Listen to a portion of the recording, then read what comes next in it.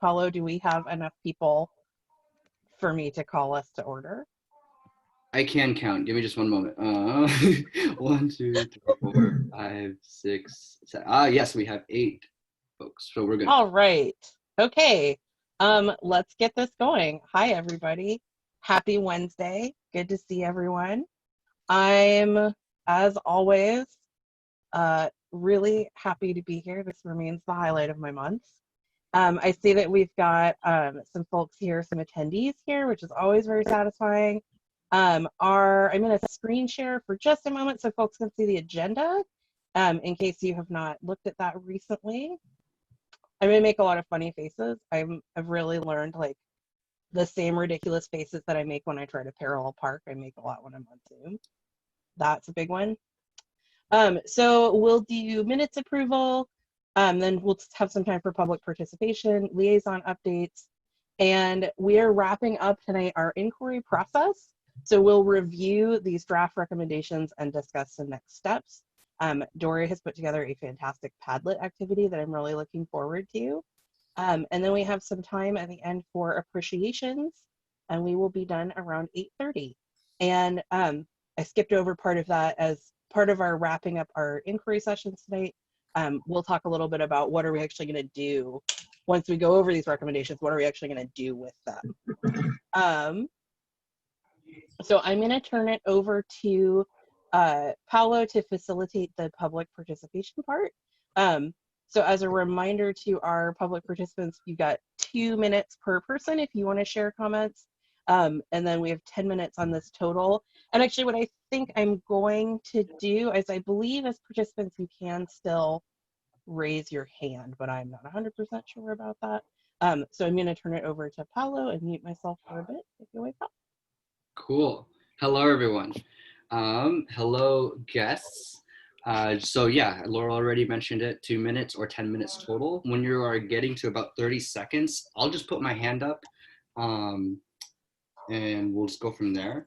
And I'm gonna go through the attendees list and it's all alphabetical order. So hello, Abigail. Good evening, how are you? I'm going to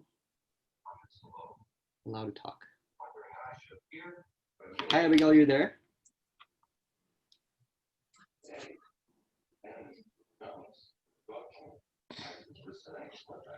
Abigail, we can't hear you. If you would like to speak and introduce yourself, we can come back to you. Just send me a text or message me here and we'll come back to you. Hi, everybody. This is Abigail, and I am just here to observe. You guys have been doing great work. I've been following along, so keep it up. Thanks for being here tonight. Thank you, Abigail. And we had, oh, someone just left. Hello, Karen.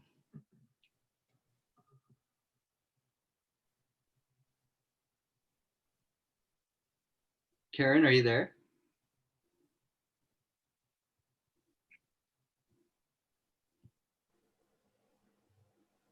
All right, Karen, it shows up that your mic is muted right now.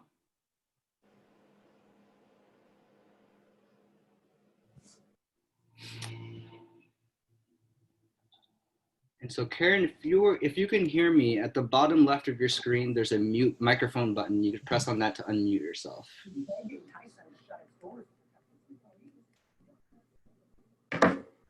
Okay. Let's see, we'll try one more time. Karen, sorry, it looks like we might be having some technical difficulties. Feel free to message me, or I think you have emailed me in the past if we were having difficulties, and if you want to mention something, we totally can later. But thank you so much for being here. I'm gonna go on to Kathy French. Welcome back, Kathy. Okay. Thank you. I just want to repeat what Abigail said. I'm here to listen, and I am so in awe of the process that all of you have so thoughtfully followed, including Chief Groshong. All of you together, it just feels like a healthy way to collaborate. So thank you for letting me watch this. Thank you That's for all. being here, Kathy. And you've actually, I think you've been with us since the beginning too of these I sessions. So have, congrats to you as yeah. well. And I moved to here from Portland the day that the state locked down. Oh, And so I don't know many people. I would recognize all your faces, and I'm so glad to be in this city that solves problems like this. Thank you. thank you, Kathy. And we're glad you're here too. I'm gonna try again with Karen J. It looks like there's two Karen J's now. So let's try this again.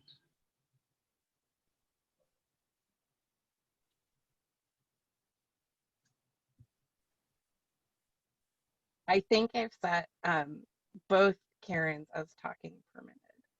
Okay. Yeah. Hey, there we go. Oh, I can there hear it is. you. Yes, no, I had to put my phone away. Sorry, I tried it on the phone and it didn't work. Sorry. Ah! Can you come back to me? I'm having technical difficulties. Sure. No worries.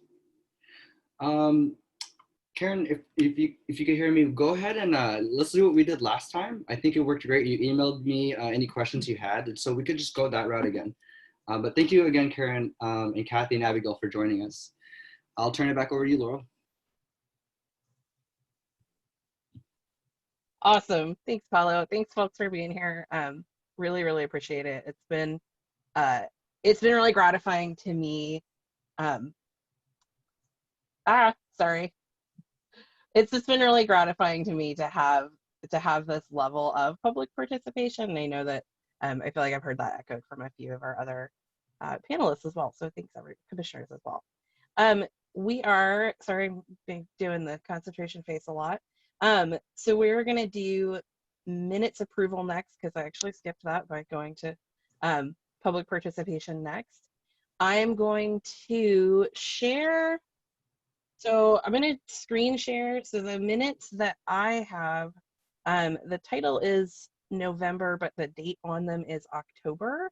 So I just wanted to verify that I have the correct minutes. I'm going to screen share again, maybe. Are you saying that I sent out the October minutes? I'm not sure, because I definitely have read them very carefully. I might have, if that's the case.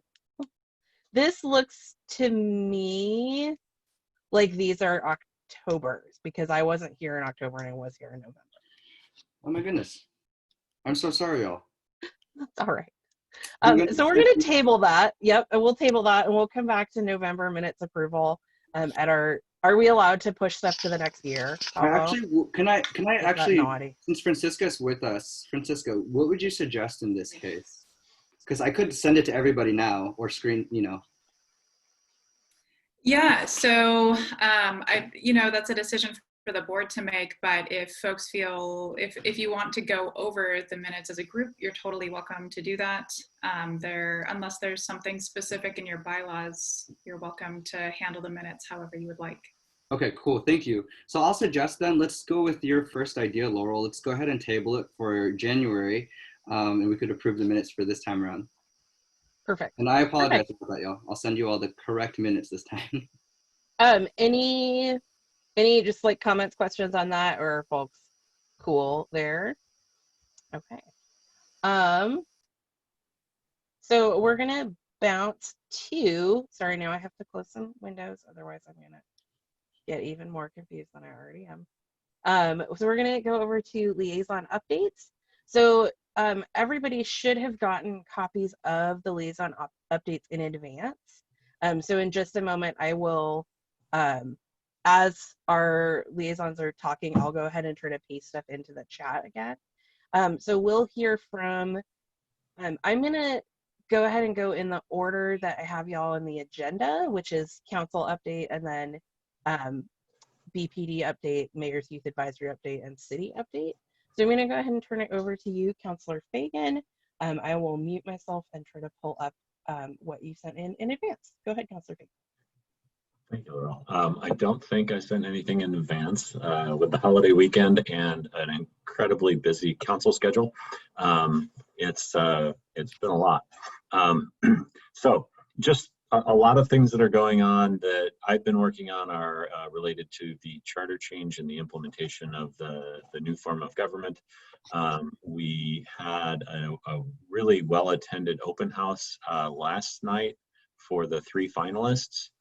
So that was good to have them answer questions that the public had, and it was really pretty cool because they were like rapid fire questions. So we had seen these people interview with prepared questions where the answers were really long, and this was more kind of, they didn't know what questions were coming, and some of them were tough and some of them were easy, and it was good to watch. After that, we had a 3.5-hour council meeting, and then we did an executive session where we talked as a council about preferences as to which of the candidates we thought we should make an offer to.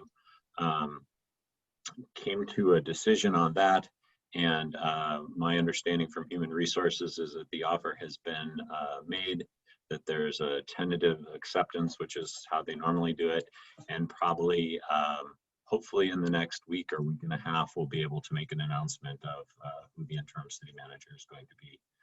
So that was a lot of work to get to that point.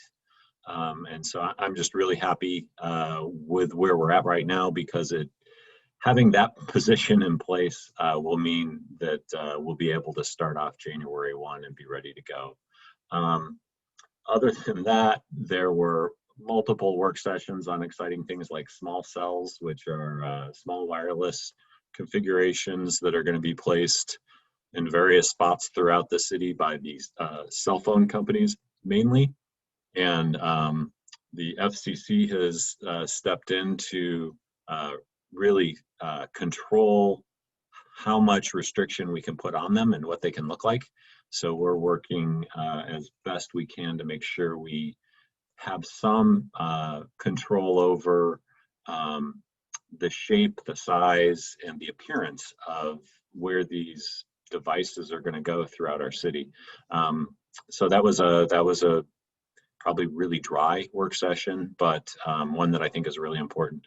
So we had kind of exciting stuff, and then we had pretty dry stuff, but our meeting last night was a little over 5 hours. I think it was like 5:15. So we went from 5 p.m. to 10:15 p.m. And that's pretty typical. So I'll end there. And if anyone has questions, I'm here to answer, and I can do it now, or you can shoot me an email or give me a call. Awesome. Thanks so much, Councilor Fagin. Any questions for Councilor Fagin? Fabulous.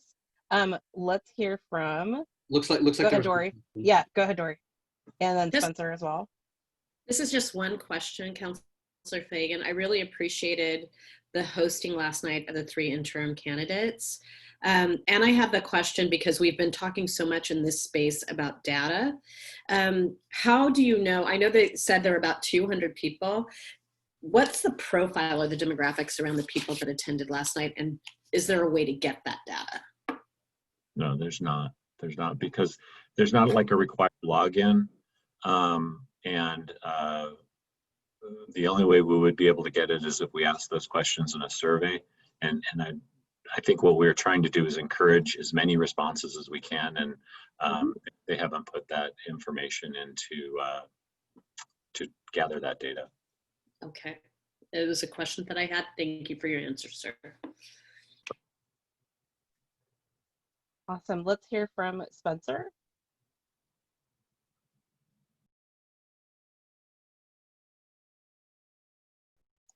I was just trying to get your attention for Dori. Thank you. I needed that. Okay, cool. As you can see, the waving to get my attention is necessary and also sometimes not sufficient. Awesome. Any other questions for Councilor Fagin? Okay. Let's hear from Lieutenant Stellingwerf, please.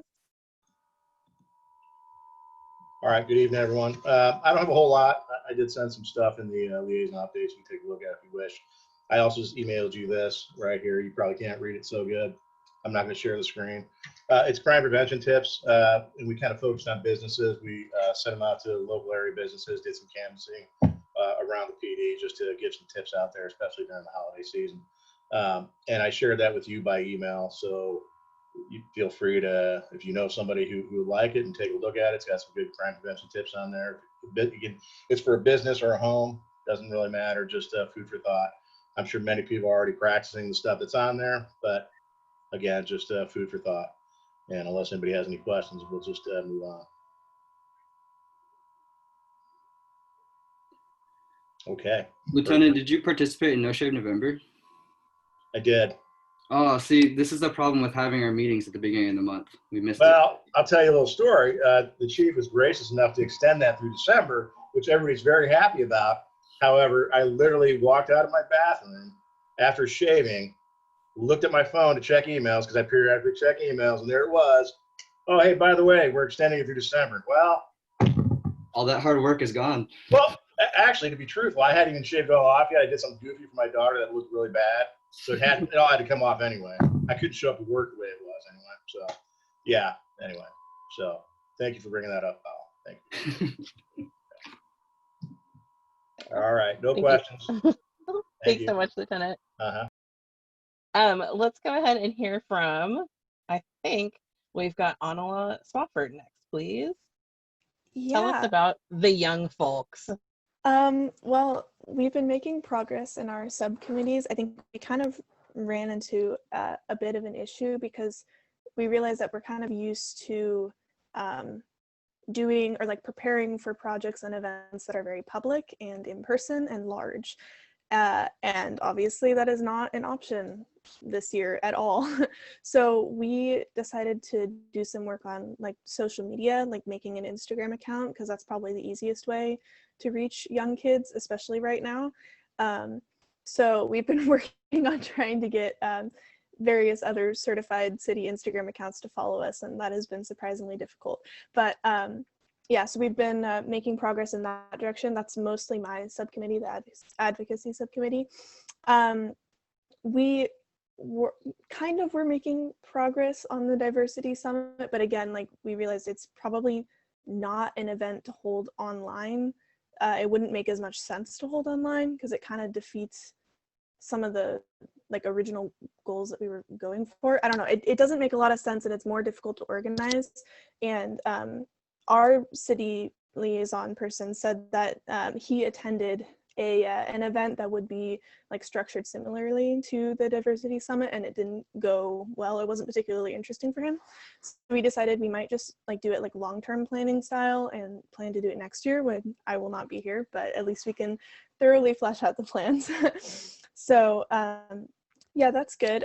We're also looking to do some more volunteer work with local organizations that would help youth homelessness, like Beaverton youth homelessness, because I think we've got like the highest rates of homelessness in the state for youth, which is crazy, but it's been kind of difficult with COVID. So we're still trying to find organizations that will let us volunteer, like preferably more directly than indirectly, like just like donating money or fundraisers, like any hands-on experience we can get. But yeah, aside from that, yeah, we're kind of just feeling it out right now, but it's good. We're making progress. We're moving in the right direction. So yeah.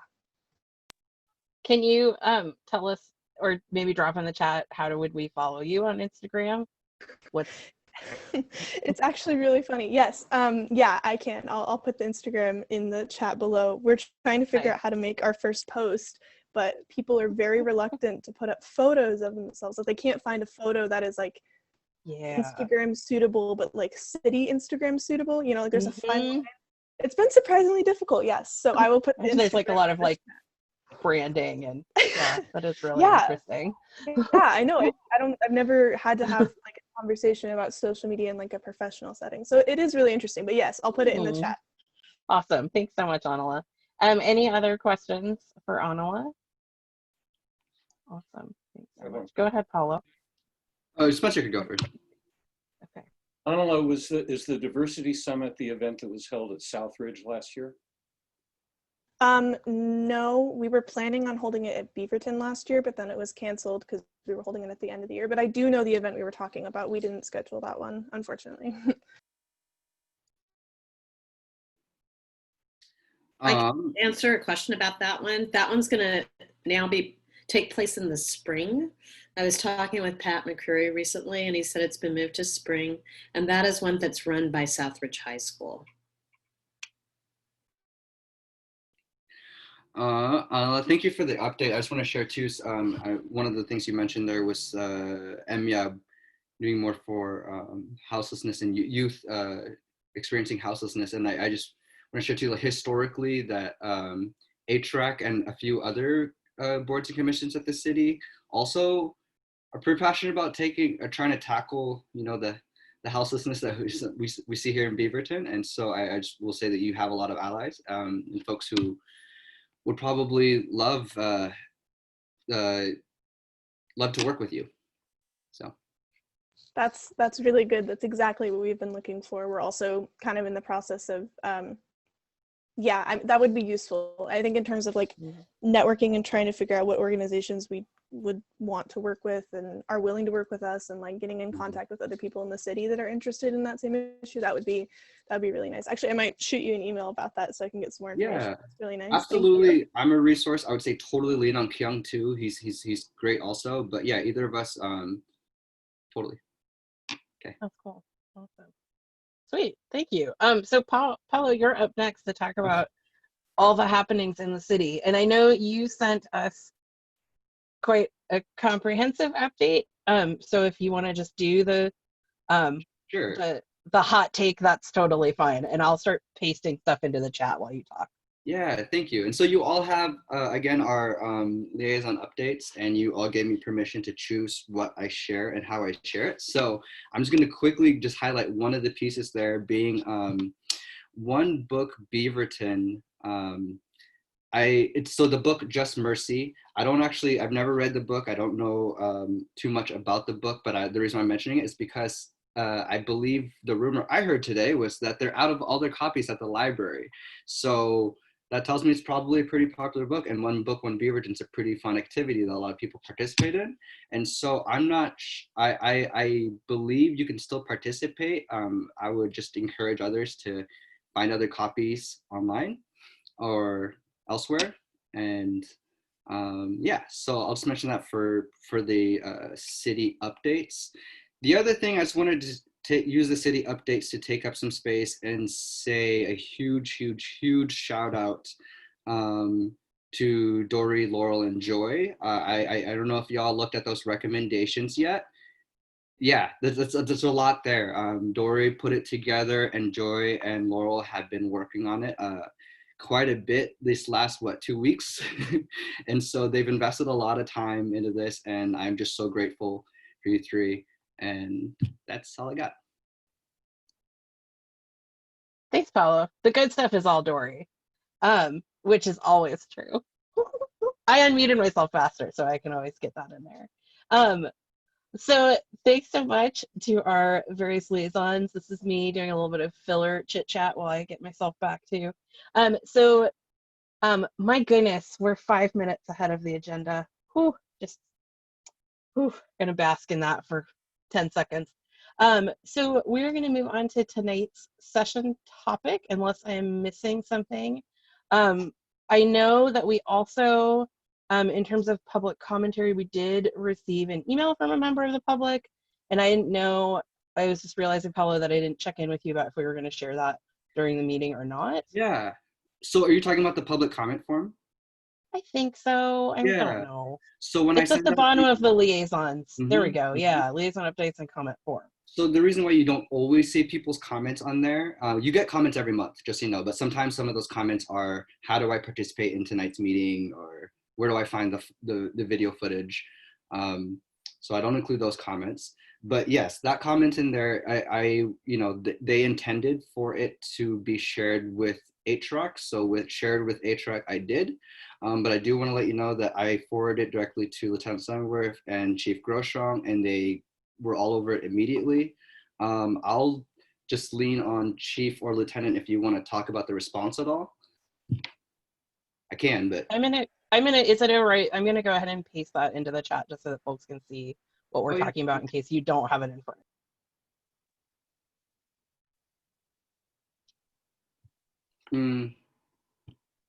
Can't hear you. but it says you're unmuted, so I'm not really sure why.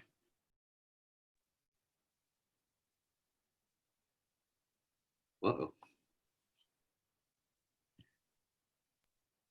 This is what we call bad. Just. Let's see. If I spotlight your video, I wonder if it's gonna make you talk. I'm gonna mute you and then unmute you.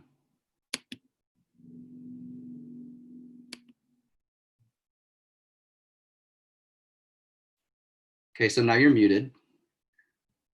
You'll just have to unmute.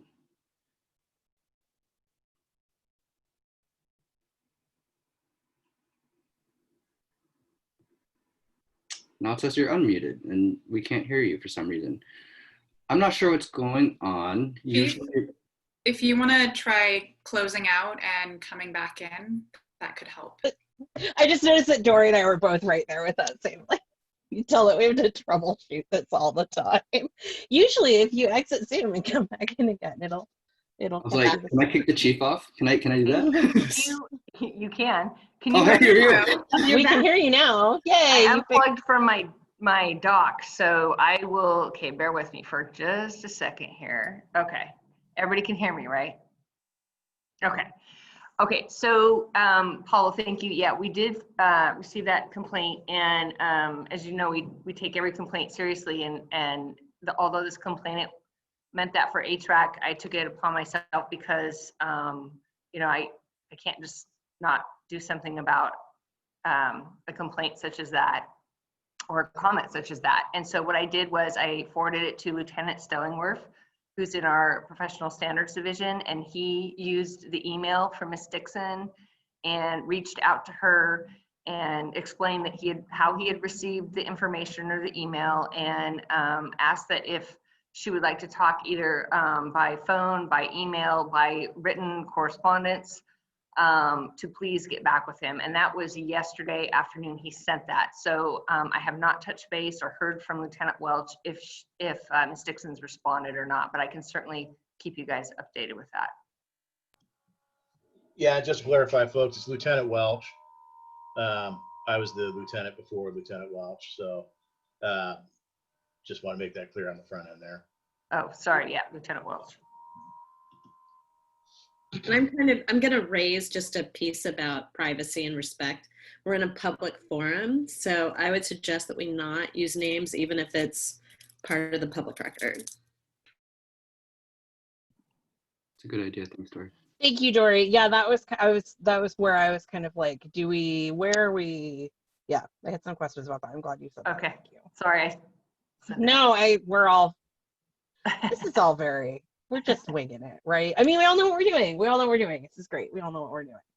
And it's just been, and I think actually that's a good reminder of like, this is, that openness and transparency is so important, and yet privacy is so important as well. And that's something that I know we've talked about as a group before too, just that makes this really tricky, and that makes it raises a ton of questions. So yeah, thanks for that follow-up on that. Okay. If it's all right with folks, I'm gonna go ahead and move us to our next agenda item here, which is our session topic for tonight, which is reviewing our recommendations and discussing next steps. So Chief Groshon, we were going to turn it back to you, and we had given you a couple of very concrete questions that I'm going to paste in the chat, because I don't know, I like to be able to see. I've learned through this world of Zoom that apparently I am terrible at verbal processing, so I need to see things. So we had asked you in the last 6 months, what are 3 to 5 changes that have been made, either as a result of this work that we're doing right here or otherwise. And then in the next 6 months, what are some concrete changes that you anticipate happening specifically related to these inquiry sessions? I'm going to turn over to Chief Groshon, and then we'll go from there. Okay. Well, first and foremost, this last 6 months has been quite a ride, but I can say that the first thing that changed or that affected me professionally and personally is getting to work with all of you guys. You know, when March hit and April hit and turmoil, I was literally beside myself. I was a brand new chief. I didn't know.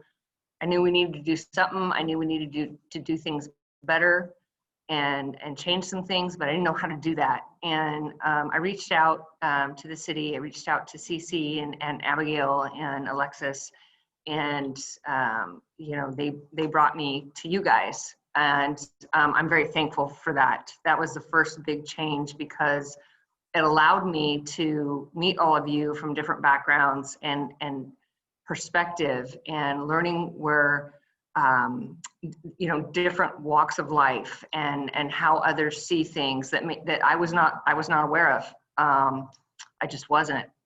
And so, you know, that was the first major change for me.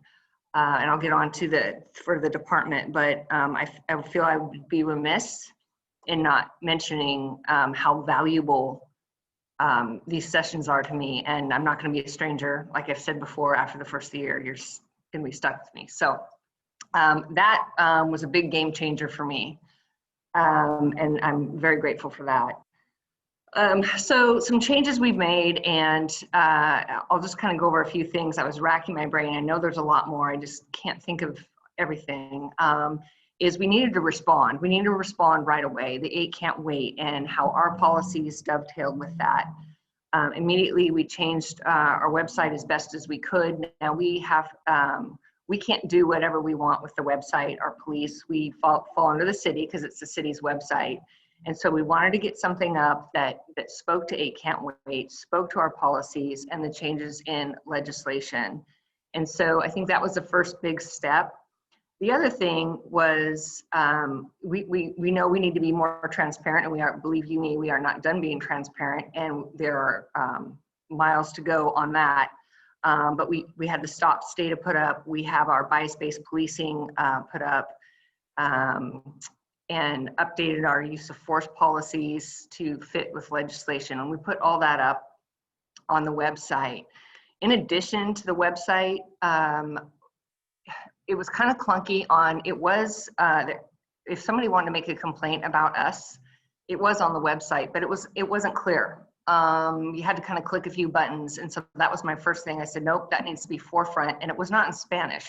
There was no, it was in English. I thought, well, that's not right. So we got it up in Spanish as well. And so I was pretty proud about that. We should have been done a long time ago, but we're moving on. And the other thing is that I listened to City Council, as you are well aware of. There was a lot of comments at City Council, public comments, and I tried, you know, I was listening to what people were trying to hear what they were saying, and it was the 8 can't wait and why we use force and asking questions, and then the SROs. And so what I did was I got with my experts in the department, you know, the training division and the school resource officers. And I said, look, I want to talk at City Council about what it is, give a little bit of information on what it is, use of force and the SROs. Now, that wasn't as in-depth as I would have liked or as interactive as I would have liked, but that was just the arena or you know, theater that we had at the time. So I feel we did make a little bit of progress on educating the public for those who wanted to listen at the City Council meetings. In addition, as we all know, the SROs are a hot topic.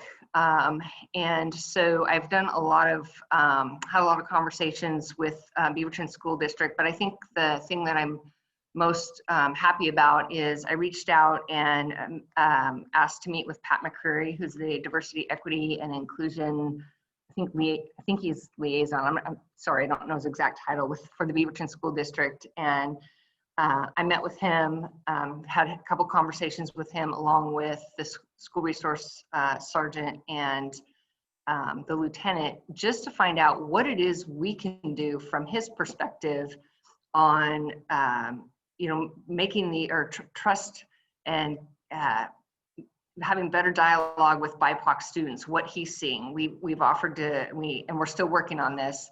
If BIPOC student groups through BSD feel comfortable, we can go, we won't be in uniform. And that has to do, and he also mentioned there was a teacher group as well that's BIPOC. And we've also offered that we would be willing to meet with them and have some tough discussions on what, from their point of view, on what they see, and be willing to learn and change from that. So I'm really proud with that.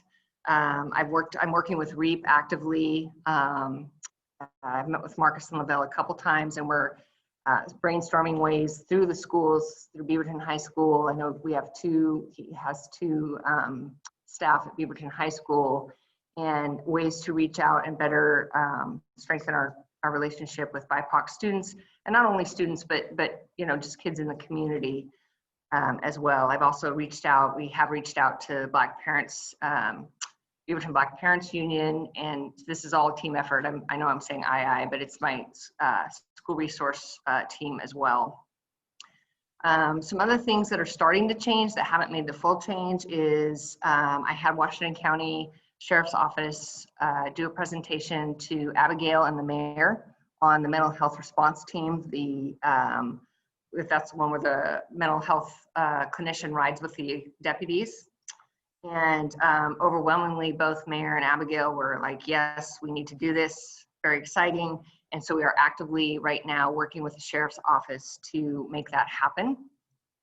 And then, so I'm going to stop talking so fast and transition into what we're going to do in the future. And the changes I see, I'm not sure yet. I know the things we're going to do is increase transparency, increase our relationship building, and be the best professional police department and meet the needs of all of our community members, continue to grow and have those tough conversations and that open dialogue.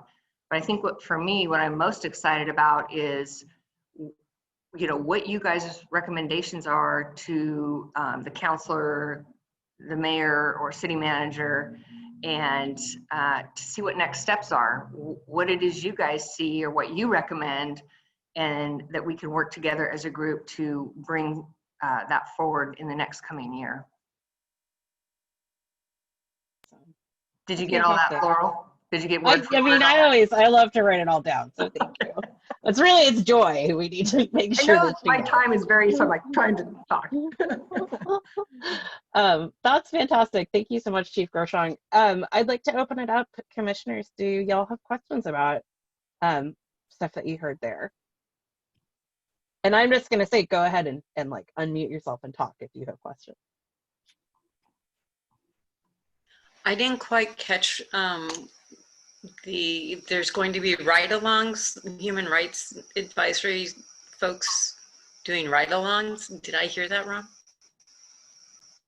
I don't think I said that. That's certainly an absolute option that we can do once COVID ends. There's a lot of things we can do when COVID ends.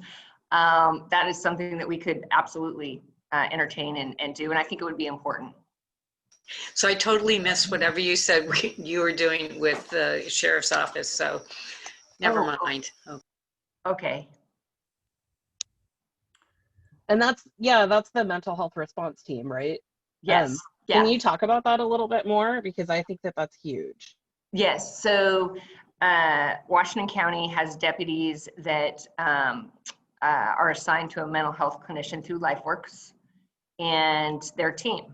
And they ride together on the shifts. There's, I believe, 4 deputies or 5 deputies, and they work usually midday into evening, I think until midnight, both first half of the week and second half of the week. And their sole purpose is to respond to mental health calls in the community. So it's a sheriff's office run program. They started it, and actually Hillsborough is looking to jump in as well. And so it's a direct working with the clinicians who are better trained than we are, obviously, and we make the scenes safe if it's a chaotic scene, but they will sit and work with the person in crisis and have a better idea or give us tips like, well, I think, this would be a good idea, or this might be a good approach. And they, if need be, can put a director's hold on a person in crisis if need be, if they meet the criteria, which they are better at judging that than we are. We can put somebody in a police officer custody, which is not an arrest, but it's a protective custody to get them to the hospital. We do have criteria for that, but having that mental health liaison there on scene to say, no, you know, that doesn't quite fit, and maybe, you know, we can try this or call a family member or do something like that. And I can tell you that I've said in the past, Sheriff Garrett has graciously allowed this team to respond to calls in the city of Beaverton. So, I mean, I listen to the radio all day, and I every call we get called to that is a mental health, someone in mental crisis, the officers are asking, is MHRT on, and are they available? And if they are, they will come, and sometimes they're not available. But it's such a successful program, and I'm really excited to get going on it. Yeah, that's, I think I've spoken about this before. I lost a family member to suicide, and you know, there's a million what ifs, and I really am thankful that this program exists. And it's something that I think about a lot, that like when someone is in crisis, it's really freaky that our response is to send a whole lot of cop cars. Like, oh, that's not great. Let's hear from Jared, and then I don't know if I'm missing any other hands, but let's hear from Jared. Yeah, I just want to second that, what you said, Laurel. Just thank you, Chief Groshon, for following up on the Washington County mental health response team, because I also asked about that last time, and that's a huge piece that I think is something that's really missing in a lot of police departments around the country. So I'm really glad that there's progress about that. I was just curious if you are able to share any of the feedback that you've heard about SROs, or, you know, anything from those conversations that has come up that you're aware of. I'm not. So I participated, I think it was November 16th, in the Beaverton School District school board meeting, where they had sent out a survey. I don't know, was everybody aware of that, to parents, and they contracted through a separate company to do that survey, and they got the results back, and they spoke to the results of that survey. And Sheriff Garrett and I spoke very briefly about the school resource officer program. And then it was basically a school board meeting. So they discussed the results, and the school board members weighed in on that. I still don't know what they're gonna do when they decide. But what I did say in the meeting was, you know, this is their decision. And no matter the decision, I will respect that, and our department will respect their decision, and we will still provide them with services as they need. Thank you. I was typing this in the chat too, but Jared and anyone else, you're welcome to email me. I have all of the, I'm saying it's from BSD, but that's not really true. That's not an accurate way to say that, but just that I can link folks into kind of the effort that's happening from the other side of that. So like what are these various collective letters that have gone out to these different stakeholders? Yeah, so if that's something that you're curious about, just reach out to me via email, and I can send stuff off to folks. And then let's hear from Spencer. Thanks. How is the determination made that there's a mental health crisis as opposed to criminal behavior, so that someone experienced in solving mental health crises is doing a ride-along on that call? Who decides? That's a very good question. So we are dispatched. So the dispatcher, you know, someone calls 911 or the non-emergency and says, for example, I see somebody on the hall in Allen, and they're screaming and they're hitting themselves, and they just threw down a beer, and it looks like they have more beer that they're opening and drinking, or, you know, I'm just making this up. And so dispatch, based on the facts that they're taking from whoever the community member that's calling in, or the family member that's calling in, they're the ones that type that information in, and they code it they'll either send it out to our mobile data computers, or they'll put it out over the air and say, respond to what they'll call a welfare check. And they'll say, the details in the call will be just that, you know, maybe a white male adult in his 40s, you know, looks like he's harming himself, but also looks like he has, you know, drank a beer and he stepped out in traffic and he kicked a car going by or something, you know, so you have a whole myriad of stuff. So you don't know, we don't know. So, you know, a mental health, if they're available and they hear a call like that, they'll go, that probably sounds like a mental health call, and they'll start heading that way.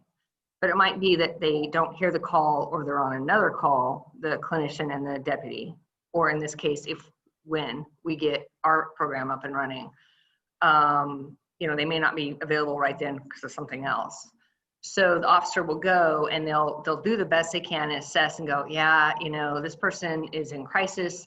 Yeah, they, you know, kicked a car going by, which is technically criminal mischief, but they're in crisis. And so they'll do the best to work through it and what is the best for that person. And you know, if, hey, you know, do you want to hurt yourself? Well, yeah, I thought about jumping off the Allen overpass earlier. Well, that's a criteria. He wants to hurt himself. Or he says, no, I'm going to, you know, get a knife and, you know, stab my dad when I get home. Well, we can't, at that point, you know, we have to take him into police officer custody and take him to a medical facility, usually St. Vincent's or Kaiser Westside. Now, if we're talking to somebody like that and the mental health clinician comes on, they might have some extra, well, yeah, they might already be, the clinician may be familiar with this person. They may be on a caseload that they're familiar with or something. No, I know this guy, he's on this medication and his caseworker is so-and-so, let me make some phone calls. And it might turn out that that person doesn't go to the hospital, but receive some kind of other avenue that will help that person out better than just us scooping him in the car and taking him up to the hospital. It's just, you got to have the resources, you got to have the money, and you have to have the clinicians out there and it's, you know, so it's a big project, one that needs to happen. But to answer your question, that's kind of how we determine. We're kind of just we're kind of flying blind. You know, if we, you know, some calls are very graphic. Some calls we go to where someone will call in and say, this guy just slashed his own neck. Well, you know, then we can then it's a different ball game. But yeah. Did that answer your question, Spencer? It sounds like it's very subjective. It is very subjective. Okay. And interesting as well that one thing, that the theme that really stood out to me is that it's hard to make the call if you need a mental health clinician, if you don't have a mental health clinician available to make that call. That was something that really stood out to me, that like the determination of, do we need to involve this person, needs to involve that person. And that seems like a tough spot to be in. Yeah. Let's hear dispatcher. It sounds like that communication right there from dispatcher to officer is very crucial. Yeah. Yeah. Kosakan, go ahead.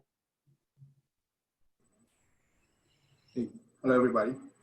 I have a typical human rights issue question here for Chief Groshon.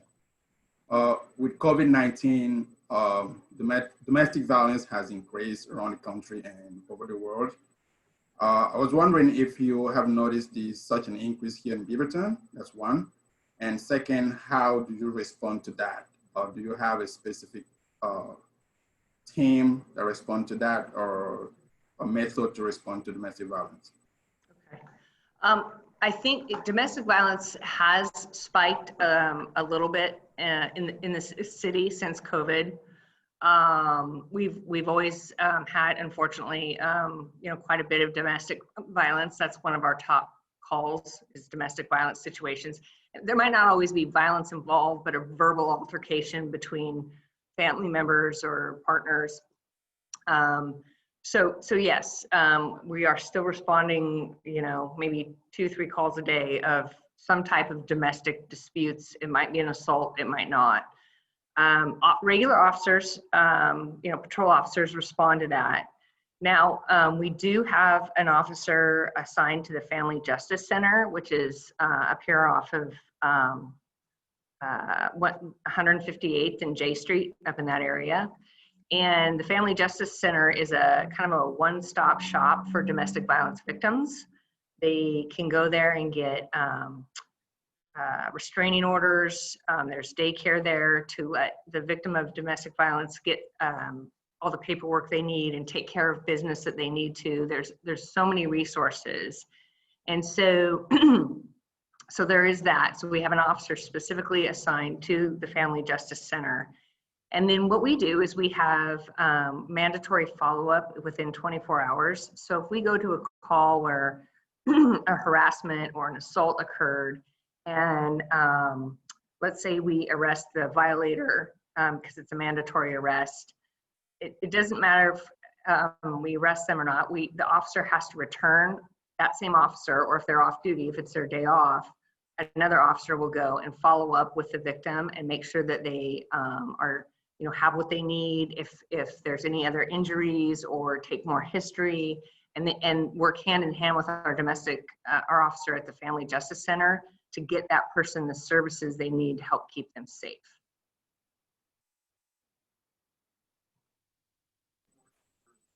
Okay. It sounds like it's just the police department that's involved into that, solving that issue. Is that correct? If there's a crime, yes. Maybe there's not a crime, but maybe we respond to a domestic violence situation. The officer's like, there was no crime. It was a verbal argument, but I just don't feel right. I think, that, this family could help with some counseling. We do have the officer I just spoke of, and we also have a victim services, Katrina Rodriguez, and she works with victims of all crimes, but specifically a lot with domestic violence. And we can get people services through her, victims, or they don't even have to be victims, just people in need through her. We also have our domestic violence volunteers, response volunteers. They're on call, they have a schedule, they're specially trained, and they're on call 24/7. And if we do go to a domestic violence situation and we take the perpetrator away and the victim is left there and, I don't know what to do, that person is the breadwinner, I'm lost, I'm gonna get kicked out, I have nowhere to go for my kids. The officer can call the 24/7 responder victim advocate who will respond to the scene and give additional services to victims or options for victims. And so they're just we don't just pack up and leave the victim sitting there with, I don't even know what I'm going to do tomorrow morning with my kids, and I'm going to get kicked out and I'm afraid. So we do provide follow-up care, both on the criminal side for the criminal prosecution if need be, but also the human side, the victim's assistance.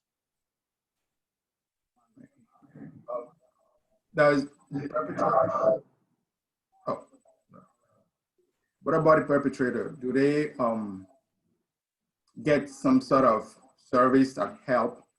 It could be like mental issue or some depression or stress, especially this COVID time where everybody's home and you don't go anywhere. It's very easy to get stressed out and fall into violence. So do they get some sort of help? Yes, and I can't speak specifically, Kosakonda, exactly what that is, because that has to do with the district attorney's office, but I know that there, for DUI arrests, there's diversion. I know that there's some other programs for first-time offenders that they can go to anger management, or if they have a drug and alcohol problem, they can get them services through that way. I can't speak to exactly what that is. Oh, okay. Thank you. Uh-huh. Great, thoughtful questions.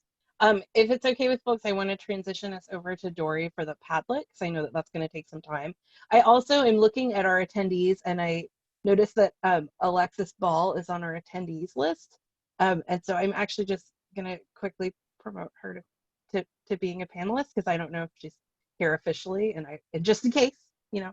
But I'm going to turn it over to Dori, and you can talk us through the amazing Padlet. Can I jump in real quick? Yeah. Yes, please. Yeah, before Dori walks through the Padlet with us, I just want to share that for our guests, oh yeah, you won't be able to view the Padlet, but basically the I think someone else should describe the Padlet, but what is going to go on the Padlet, people's comments and reviews and their ratings for the different recommendations, I will collect that, put it in some sort of Word doc. I'm not sure how that will look yet, but I will make it accessible to you. Thank you. In case folks didn't see it in the chat, Stephanie, could you repeat what you were just adding in the chat? I think that was good. Oh, I just wanted to say that what Chief Groshon was saying about Ms. Rodriguez, that she's been in the past one of our human rights award recipients, because of her tremendous work in domestic violence in the community. She's just been an exceptional resource in the community, and has a long career of assisting in domestic violence. And so I just wanted to note that we know of her, and we have recognized her even within our group. Yeah. I have no doubt she has saved several hundred lives. She's extraordinary. I've spent time with her, and I'm so grateful that the police department has her on on staff in that capacity. Yeah.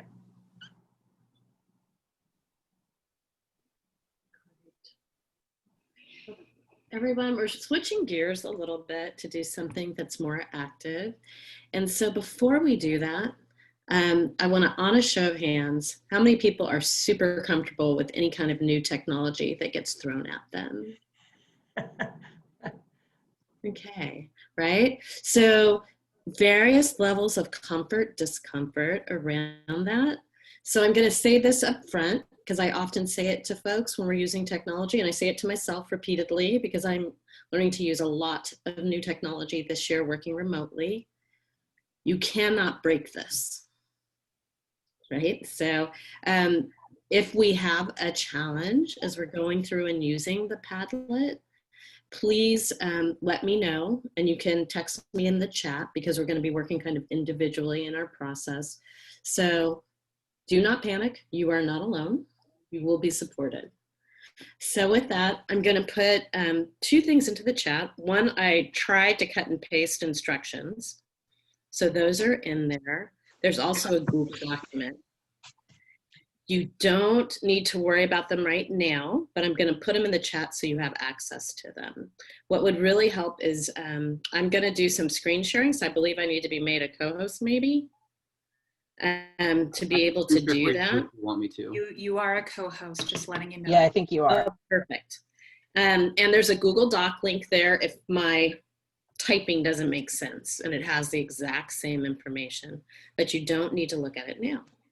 What I would rather have us do is focus on the Padlet. My Padlet's going to come up strange, and my screen is going to come up strange. It's having issues today, so I'm just going to ask you to bear with me while I open the Padlet. So I won't be able to see you right now, so if you need something, please put it in the chat. So I'm going to enlarge this to full screen so you all can see it. So Paolo, I hope people in the audience can see this. So these are the recommendations that have come out of our work over the last few months.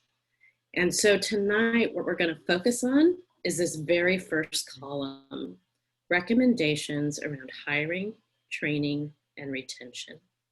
So we've typed in all the recommendations that Paolo sent you as a document. And what should happen is if you double click, you should be able to toggle. Oh, nice. I see some people have already made comments. Great. So the way to make comments, you can read the entire piece. The recommendations are lettered. A through Z. We didn't get to Z. There weren't 26 recommendations in any category. But you can see that people have already made comments. So if you come down to the bottom, you'll see in light gray, it says add comment. And I'm just gonna show what it would look like to add a sample comment.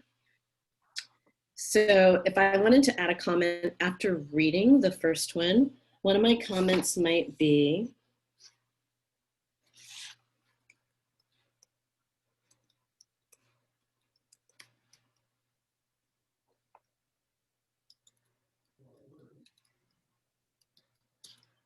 is important and this supports it.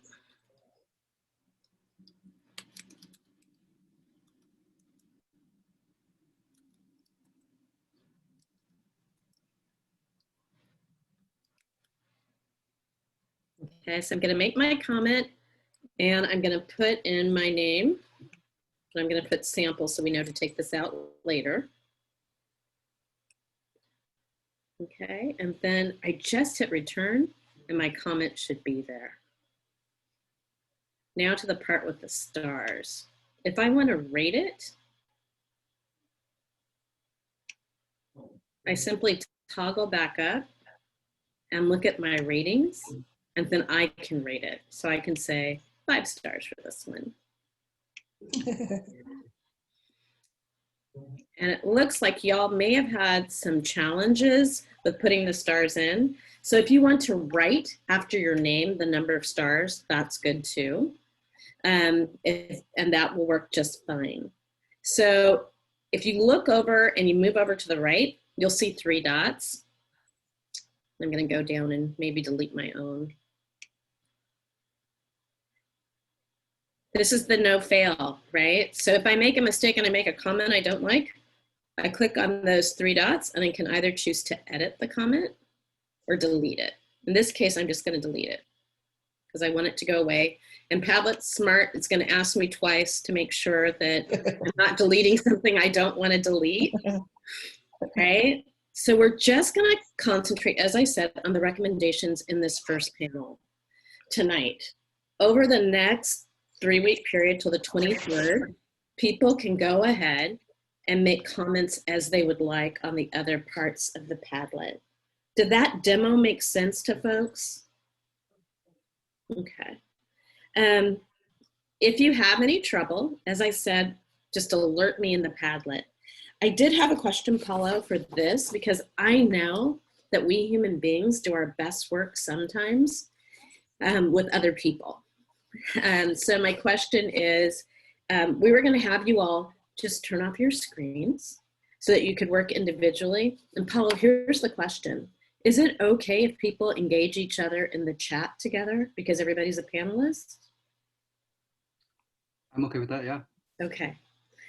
So that'll be our best form of engagement, I think, for tonight, if we want to talk about it. So our process is that for the next 20 minutes, we're going to work on looking just at that first column, the one about hiring, training, and retention, and putting comments on, you don't have to comment on everything, the ones that for you as a citizen are most important and most vital.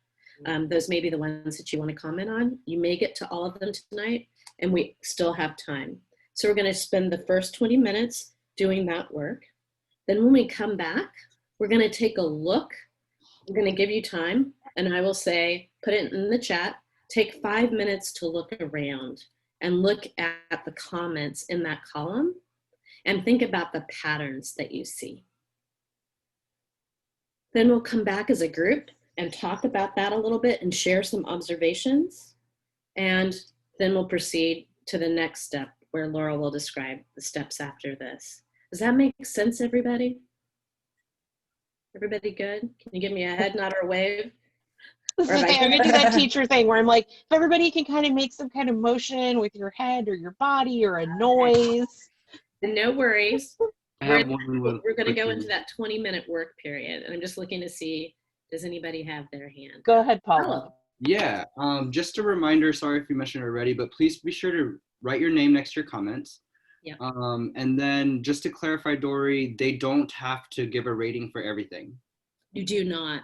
And so Okay. if you want to do the stars, just by saying, I would give this 3 stars or 4 stars, in the chat, I put the level of importance that we were assigning by the stars, right? So if the stars going up and clicking is a little bit too much, that's okay. It's the comments that are going to be really important, because that's what we want to hold on to and report back to the police department as well as the city council. So they'll get a feel for how the folks on this council, who are a representative group of citizens, felt about some of the recommendations that we're making. Thank And you. I just really want to emphasize, like amplify what Dori's saying about get to the ones that are the most important to you, because this process is an information gathering process. And part of what jumps out is patterns that if we all really care about the same recommendations, that tells us that we should put a lot of effort into them. So like, please don't feel like I have to get everything all, it's all information. It's all information. There's no, you can't break it. That's great. I'm stealing that, Dori. And there's no information that you can give that's not helpful. The other thing I'll just point out, and just to clarify, Dori, everybody is doing their review and comments and rating for just the first section, being hiring, training, and retention. Is that correct? Exactly. Okay. Great question. Great clarifying question. Yeah, and I also just want to, Councilor Fagin and Chief Groshong also were in there prior. We did ask them to take a look, do the same thing that that we're asking of y'all today, but also to call out, who of these recommendations would have the agency to either make something happen or not happen. So if this recommendation is all BPD officers get a 1 month paid free vacation to Fiji, then does that go to the chief? Who does that go to? Also, I just want to say, Chief Groshong spent a lot of time working on this Padlet, all of it, I believe, prior, and then it didn't save. So, thank you, Chief. And what I found was that sometimes if you hit return after you put a comment in, it won't save it. You have to hit the little arrow. Yes. Good point, Councilor Fagin. Good discovery. And what, go ahead, Chief. I have one question. So do you have to log in, or is it like a live 365, Dori? No, you know what? That's a great part. People don't have to log in. They just have to have the link. I think we may have made this one private so that people have to have the link. Okay. But once you have the link, you should be able to log in again. No worries. All right. Great questions. So, Dori, my question is on kind of how I can add value to the session. So I work in spreadsheets. That's how I think, and I like to see it all laid out. So I took the Padlet and put everything in a spreadsheet and went through all of it and looked at it, and then started doing comments and who the person I would be best fitted for implementing. And what I found is that most of my comments are like, this is how we're going to get it done. I don't know if that's helpful at this point. I don't know. So like that first comment I put in was kind of what most of them are like, is this is what's going on and how I think it could be implemented. Yeah, I think Councilor Fagin, it'll be good for folks to see your commentary so that they know, they get some of the meta around how you're looking at it based on the lenses that you use as an elected official, right? And a member of the city council and the processes that exist within that system and that community as you're working on policy. So I think that should be helpful for folks. Yeah, because for me, it was really like, if these are your recommendations and this is what we get as a council for, your recommendations, I kind of went through and said, how can we make it happen? So that would be the type of comments you'll see that I'll post, but I'll go ahead and get them all pasted in. That's great. That's wonderful. Mercy, did you want to say something? No, not really. One of my questions was, so the entire column here of hiring, training, and retention, that's the whole thing we're going through, right? Not just the mental health professional work. Yes. Okay. So the first thing I would ask that everybody do, while we're all together, if everybody could try to get into the Padlet to make sure that you can. Laurel put the link in there for y'all. It says HTTPS and it has Padlet and my name. What happens if more than one person is trying to add a comment at the same time? It's okay because your comments are held separately. And one of the beauties of programmers. I did a meeting today with 350 people and they were all on the Padlet at the same time and it did not crash. Cool.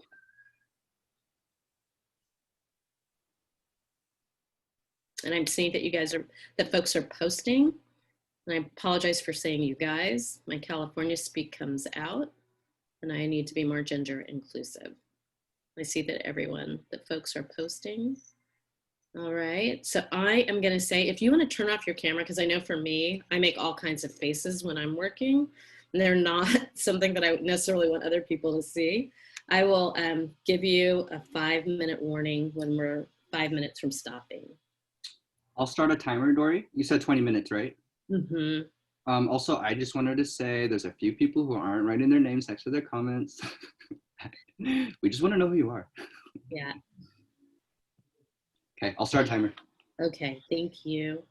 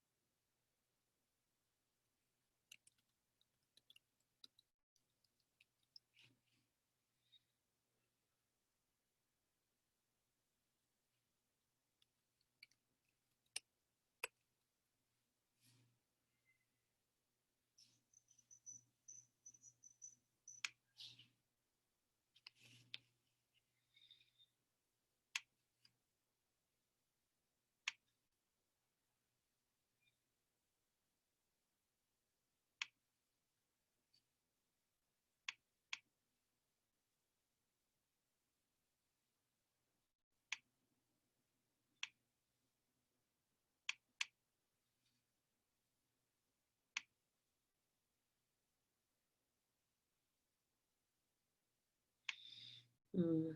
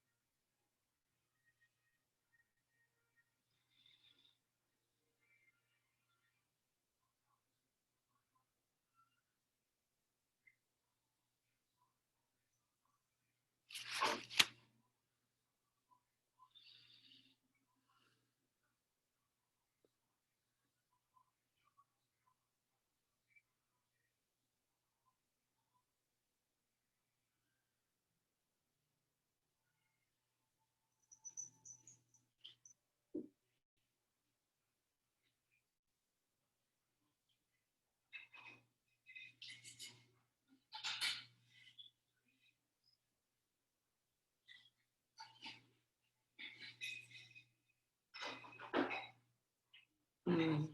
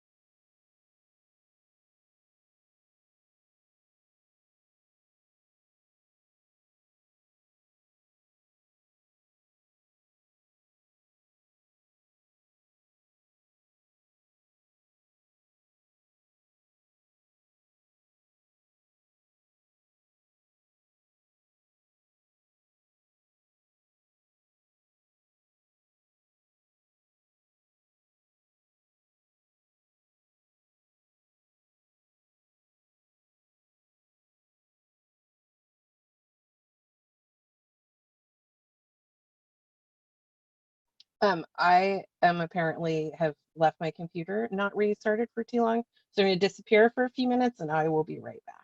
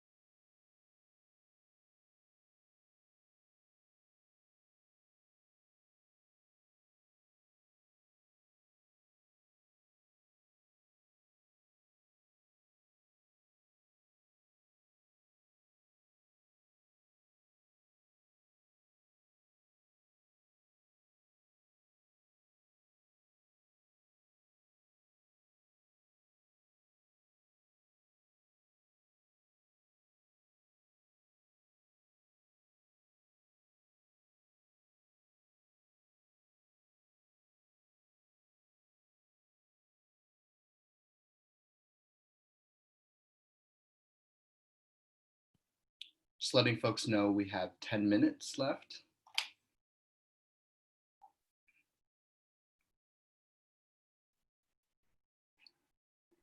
Dori, if folks were done with one section, is it cool for them to go to other sections as well if they wanted to?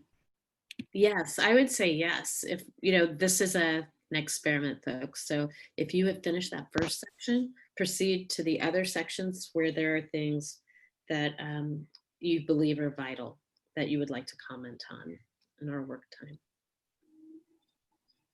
Thank you, Dori. Thank you.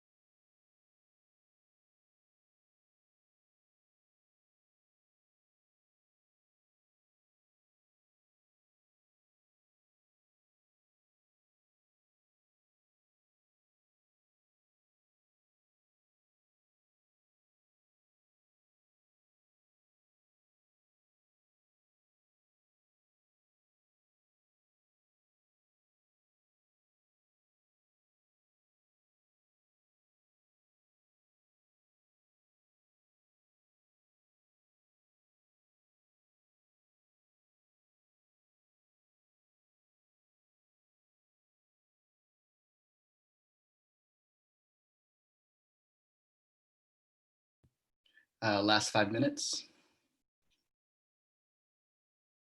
Thanks, Paolo.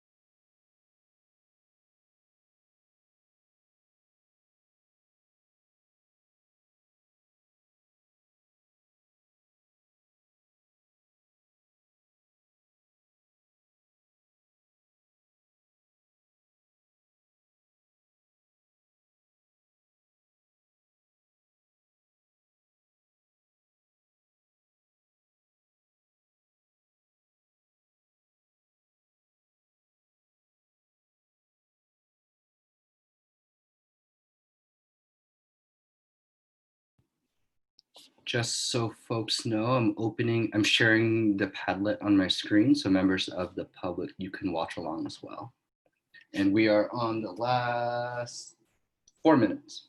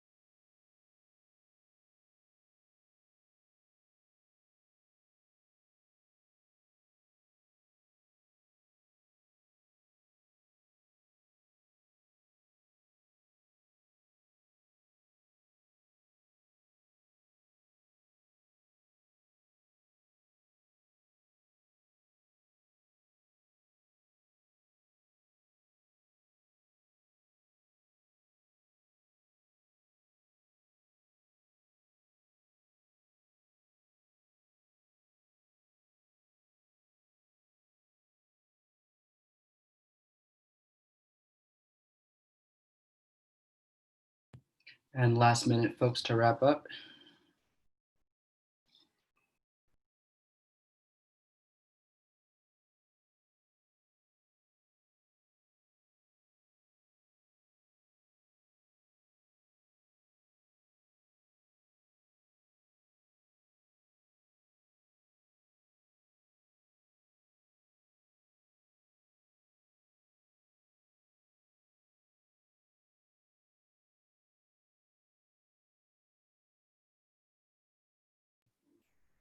All right, that's time on my watch. Thanks, Paolo. And thank you, everyone. We could gather together again. That would be lovely.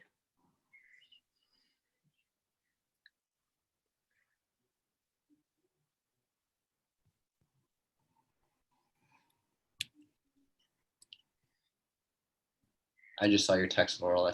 That's great. I'm happy that happened, actually. It's really, I just walked into the other room and forgot I had my headphones on, and all of a sudden there was Paolo in my kitchen. And I was like, what's happening? Really disorienting. So it looks like you're trying to talk, but you're, oh, I think you're chewing. Never mind. Ignore me. Dori, do you want to wrap us up here on the Padlet and give us some next steps on that? Absolutely. So I want to congratulate all of you. No one broke anything, and we're fine. And we have some amazing commentary to look at. I spent my time, rather than making my own comments, kind of walking through and just looking at the thoughtfulness and effort that all of you are putting in around your perspectives and thinking through some of the structural pieces. So our next step, and this is a really important one, looking for patterns and sightings help us to see what are we seeing, right? So this is sometimes called a gallery walk. So it's like being in an art gallery. So I'm going to say, get on the Padlet, looking at that first column. What common themes do you see in the comments that people made? What do you see in the rank of importance that things were given in that column?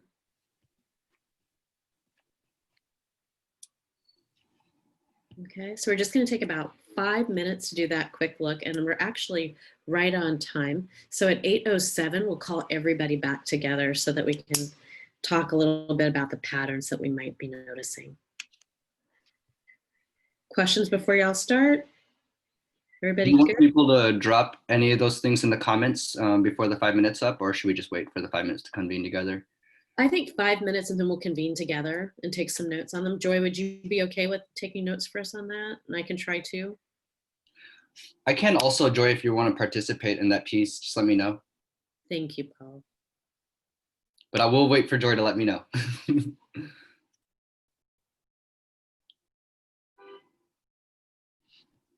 I'm happy to take notes. Okay. I can read your facial expressions. I actually got that. Good. Cool.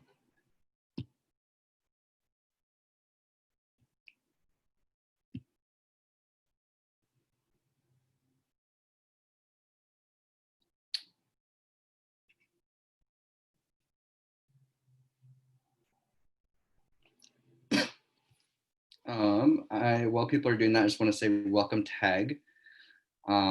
Tag, I'll go ahead. How should we do this? I'm going to message you. Cool. Hi, Paolo, I'm here. Hi, everybody.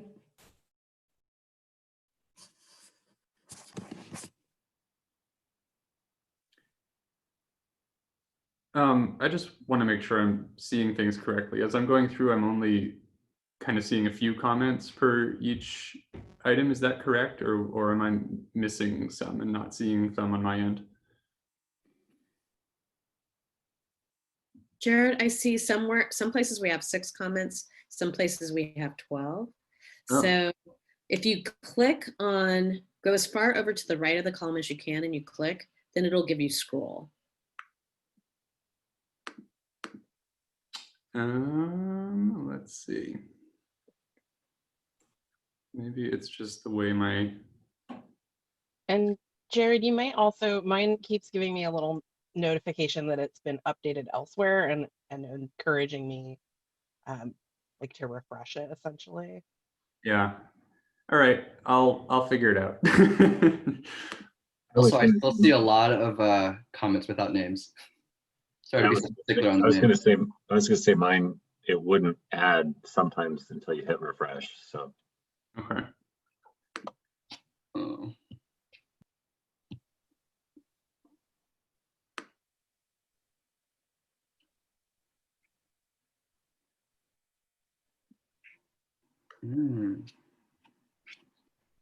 Some of you are leaving initials.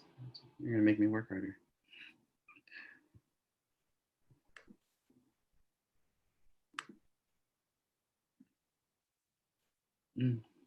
Paula, you'll appreciate this. You can download the whole Padlet. Oh, nice. So I don't have to copy paste everything. Cool. Yeah, you can download it as a PDF and then use a PDF converter. Yeah, and I'm CG, which I think everyone could probably tell from the comments, not Chief Groshong. Everyone could figure that out.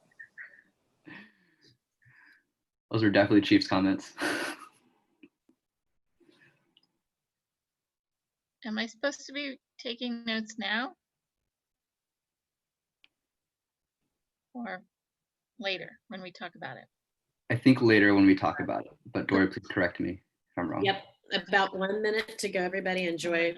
I will let you know because we're going to come back together in a minute after folks have had a chance to take a look.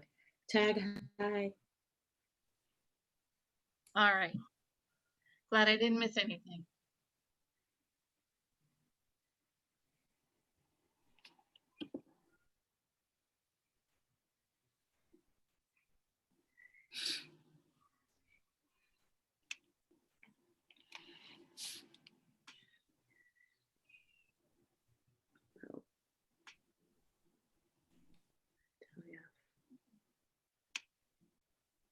Great job. So folks, it is time for us to come back together.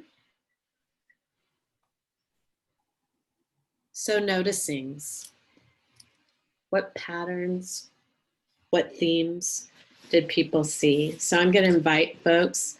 I know this is always dangerous on Zoom, but I love to do it to just test our ability to be humans who communicate with each other on a regular basis.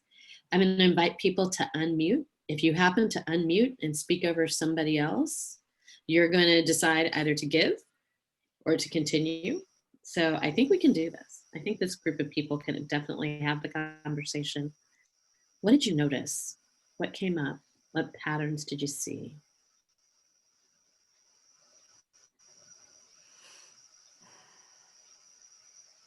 It seems like there's still a concern about having police in the schools at all, even if there's diversity or even if there's modification to the individuals or the way that they're there, or increased diversity. There seems like there's a concern in general about having them in at all. Stephanie, I agree. I think one of the patterns that I noticed, I just wrote down quotes, police are still police. And that's not the personal factor of the human beings who serve as police officers. It's really talking about the institution. And historical systems matter. Training is a priority. How do we address the systems of white supremacy? So it's a much bigger question around how do you change the structure of something? Since those were my comments, I'll speak to them. I have nothing against Chief Groshong or Lieutenant Stellingwerf personally. I think you're fine people, but to me, you are still police. And so that's how I'm addressing this is the police are by definition an organization that is rooted in inequality and racism. I don't think you're racist, but the institution is by definition rooted in that. And so that's where I'm approaching this from, is how do we fix those fundamental problems? And to me, a lot of these recommendations on diversity are simply, we're painting the wall a different color. Hear you. Thanks, Cameron. Those are important thoughts. Yeah, somebody. Cameron. Sorry? Can I speak? Yeah, go ahead. Oh, okay. Cameron, I'm sorry. Listening to you, it seems like you would suggest to just abolish this police, the current police, I mean, our modern police, and reinvent another force to take that role. Is that correct? Oh, yes. I will be open about that. I believe that the modern policing force needs to be entirely rebuilt from the ground up. I believe that several of our fine officers would be great to serve in a revamped police force, but however, it would need to be built something new, something that comes from a new understanding of what community safety is. Would teaching the police the history of policing in America help, and how the whole thing started? Oh, I certainly believe it's a great step. So I'm not one of these people that is going for abolishment or nothing.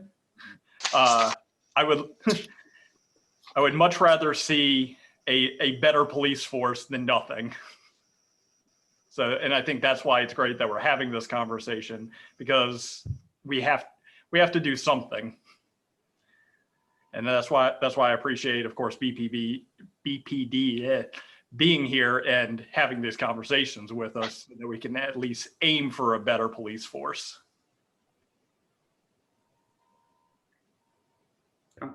So what I'm hearing is, can I come in? Oh, I'm sorry. No, what I'm hearing, I just want to feed it back to you all, that there's a continuum of change, right? That the ultimate change would be to, as I say, and pardon my terminology, burn it all down and start all over again and reconstruct from the bottom. The other options that Cameron and Kosakan are talking about, there's basically this continuum where we could fall on any place in that continuum to also meet what the BPD is saying, that they want to be the most innovative police force that they can. So this may be one of those spaces where they innovate. And I'm sorry, I interrupted someone who was talking. Mercy. Mercy, please. Well, that was just me. For me, it's really difficult for me to comment on most of those stuff. So if you see my few comments, I just think that because what we are talking about right here in the Zoom meeting It's not something we can just talk about here on the Zoom meeting. This is a really big issue. This is a situation that is rooted in racism and discrimination. Until those things can be called as they are, policing is always going to be policing. I'm sorry. I appreciate everybody starting to talk about this thing. And I don't know. I just feel hurt that we are just started talking about it, you know?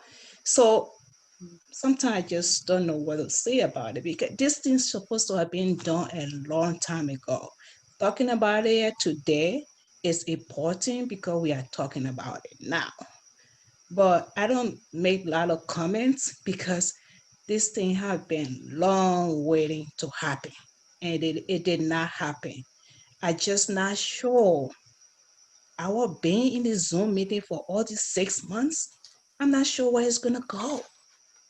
You know, so I don't have that faith that we're gonna make any change.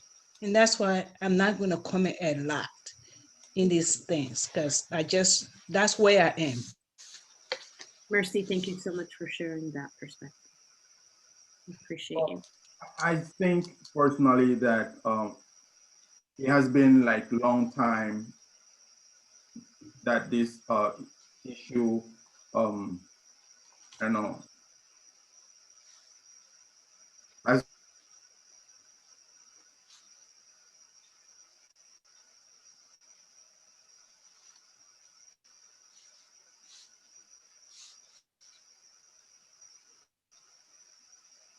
I think he's froze.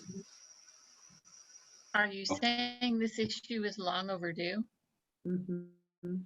I think he's froze. Yeah. So Sakana, turn off your camera. Sometimes that allows your Wi-Fi to just focus on your voice. I stopped your video. It's not working. There might be a lag. We're all experiencing some lagging today, aren't we? There's a little laggy. I think if we'll wait for Costa to be able to get connected again. Okay, he just left and coming back. I do think Jared had something earlier. Jared, did you want to share anything? Oh, yeah, that was just to follow up on Stephanie's comment about school resource officers, and I had commented on that as well. And it's just that, you know, I know we have a few educators in the room, and those of us who work in education. I was just talking about this at work that came up a couple weeks ago, that, you know, the very system of school resource officers is intended to help, but in many cases it actually harms the people that it's there to serve, because we now have, you know 10 years ago, a fight that broke out in the hall would probably be referred to the principal, and it would be dealt with in a disciplinary manner in the school. Now those youth might be referred to juvenile court, or if you're over 18, it might, you know, they might end up in adult court, and now that follows you into your young adult life, rather than the case that, you know, you made detention now a court that follows you. So I wonder if we have data on how often that happens to minority youth in those schools versus. Hey, Spencer, we haven't, no, sorry, Jared. I saw Spencer raise his hand, so that's why. Jared, we haven't, I haven't been able to hear the last maybe 15, 20 seconds. I'm not sure if everyone else is feeling that way, but I saw. Yeah, I couldn't hear. Yeah. You can hear me now? I can hear you now, yeah. I'm also going to show off my video because I think that helps, but feel free to keep yours. Is this better? Yes, much better. Great.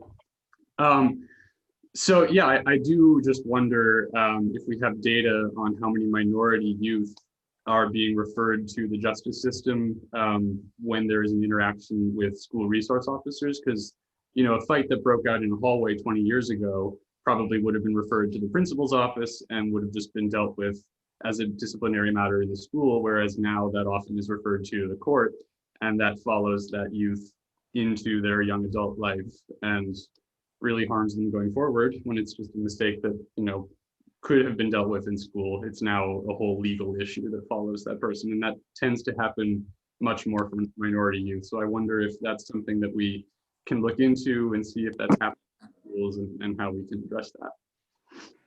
I think you're raising some good points, you know, around when children enter the criminal system, right? And should children I mean, the backup question is, should children enter the criminal system for perhaps having the worst day of their life happen and have officers respond to that worst day of their life?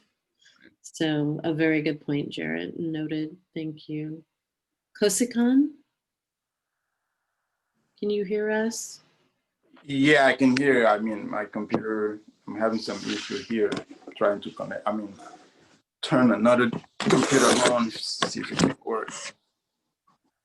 We can hear you now. Can you hear me? Yes. Yeah, now I have to use my phone to do this. Can you hear me? I think this means that all of our electronics are tired. They are. I agree. So are their workers or their owners. Right? And I'm going to say one more comment after Kosikan's, and I think that'll help us to be on time, Laurel, for the next piece. Yeah, and was about what Mercy said, and I think what we're doing here is not just going to stop here, but we can take it even outside. We're gonna take it beyond this meeting, beyond this Zoom meeting, to our community, our friends, our family, and the work that other group will do on their own. This one here, I think, will make a difference, and we can make a progress to deal with this issue. I may disagree a little bit with Mercy, because I think we've done a lot of work over these 6 months, and we're gonna keep going. And I think this effort won't be, will not be lost. It will go a little bit further than what we think. Okay. So kind of, it sounds like you're feeling hopeful about the perspective of expanding the work beyond Beaverton into other spaces. First, relaying it to the people that are in our lives and who are important to us, and potentially having a more expansive impact. Yeah, we needed to start somewhere, and I'm glad that we started here, and we'll keep going. Thank you, Kosikan. Anybody have one last comment before I turn Dori, it I was back? actually going to ask if I could use that to launch into talking about next steps. Absolutely. Seems like such a perfect, if that's all right with folks, I'm trying to be super mindful of time. Benjamin, did you have something though? I did. I would love to Yes, squeeze thank you, in Paolo. some Yeah, comments go. there. So I just want to say that I appreciate everyone's work over the past 6 months and just holding space for this conversation. And I know how tough it has been for some of us, especially. And that in reading the comments and the way people were assigning stars of importance to the different tasks, the themes that I'm seeing are people really are recognizing the need for separation of with the function that police serve and the function that mental health and social workers and these other bodies serve, and the need for the separation. I will express concern that some of these items I feel do not go far enough in addressing the systemic nature of the issues that we're talking about, and over rely on the very communities that are being marginalized to do this work for free, right? And to expend their emotional, physical, mental labor to do this.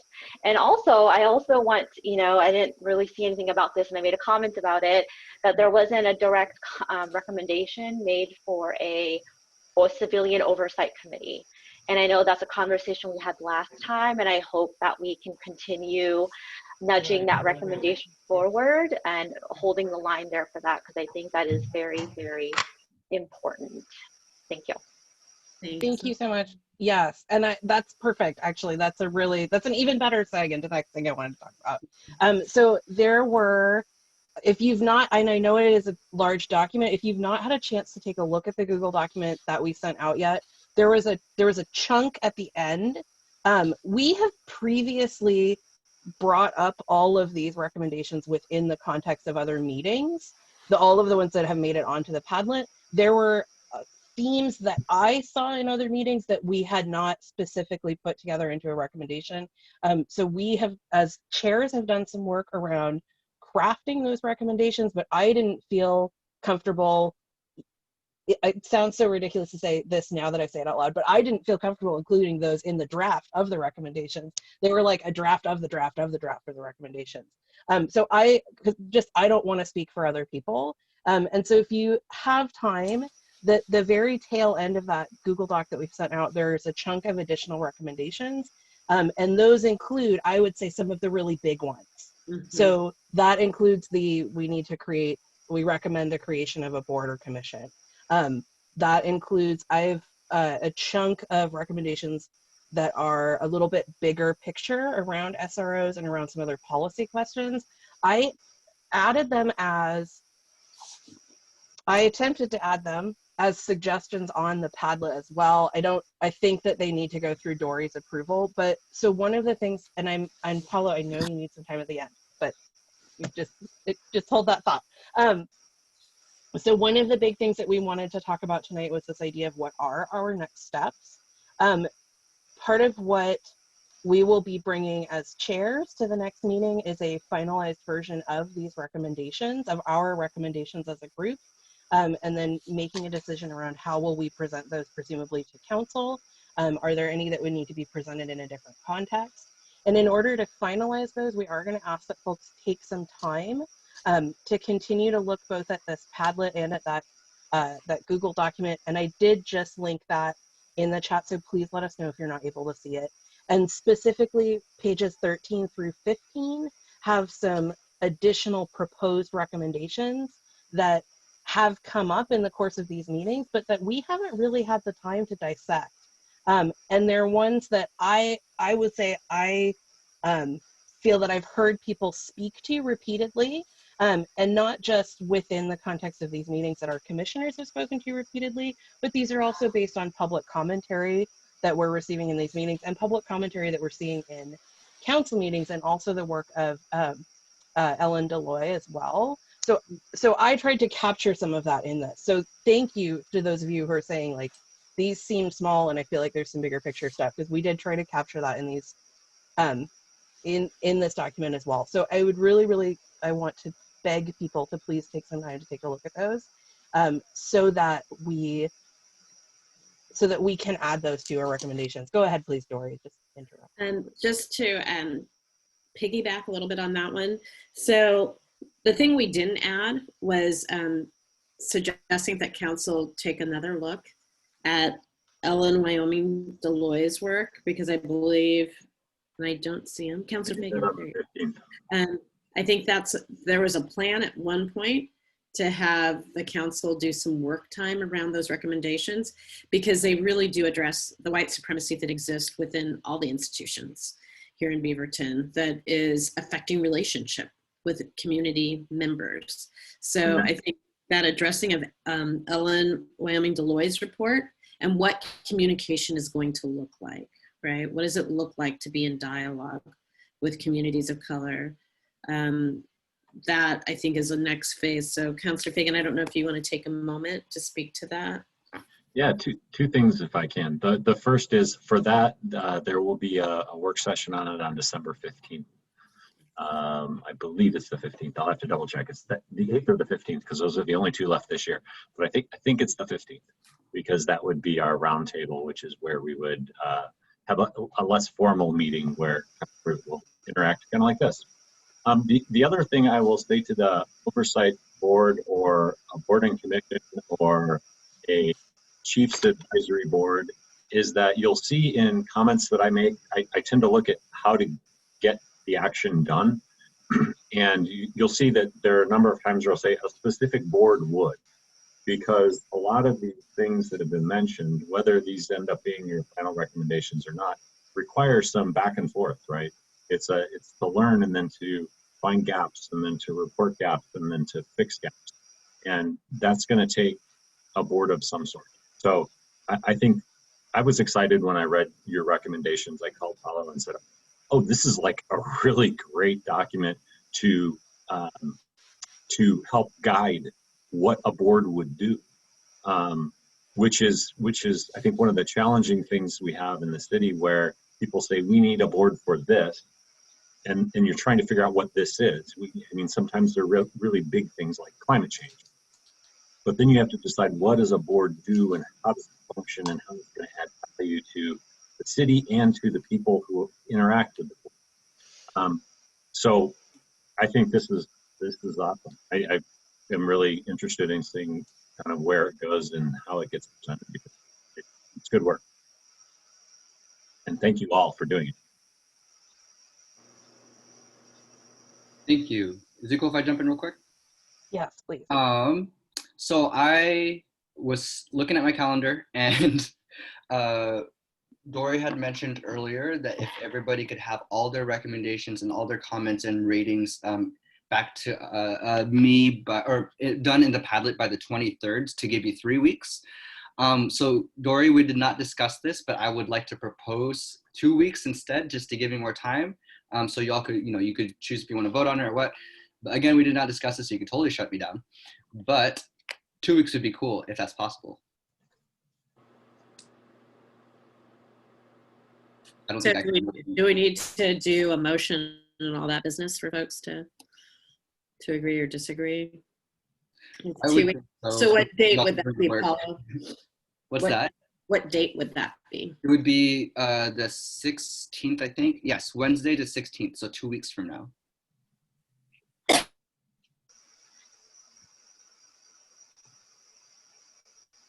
We've got a proposal on the table or I'm putting a proposal on the table. There we go. I'll move that we finalize commentary on, and are we using the Padlet specifically, Dori, for all of this feedback, that we finalize all commentary on the recommendations on the Padlet between now and December 16th.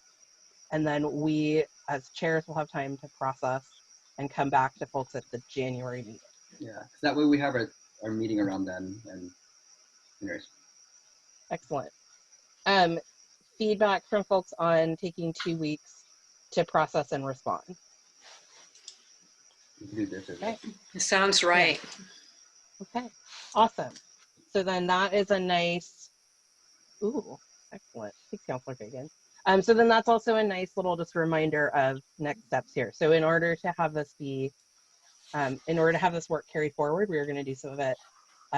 We're going to continue that kind of solo processing work. And then the analysis piece will fall to Dori and Joy and Paolo and I. I want to give some time to Paolo. I know that we are over time. I want to offer some appreciation. I'm very grateful to the time that people have put in on this. And I know that it does feel like I feel you, Mercy. I feel you, that it is a lot of talking. And yes, I have a smaller version of those same feelings. And I wanted to, Paolo, I know you had some important business to talk about as well, because this is our last meeting of 2020. And so I would like to turn it over to Paolo for 5 minutes of appreciation. Sure. Thank you for being here. Yeah, thank you. And really, I'd like to invite everybody. I just want to share some appreciations for everybody, specifically the folks who will not be joining us again next year. I hope you do show up as an attendee. But we will be losing this year Tag and Kosikan. And I definitely have words, but I would like to open it up to everybody else. You have anything you want to share? The commitment to a board and commission is huge, and it's really valuable. And so when people will take years of their time to help our community improve, it's wonderful. And it's appreciated. So thank you, especially the two of you that are stepping up. Thank you so much.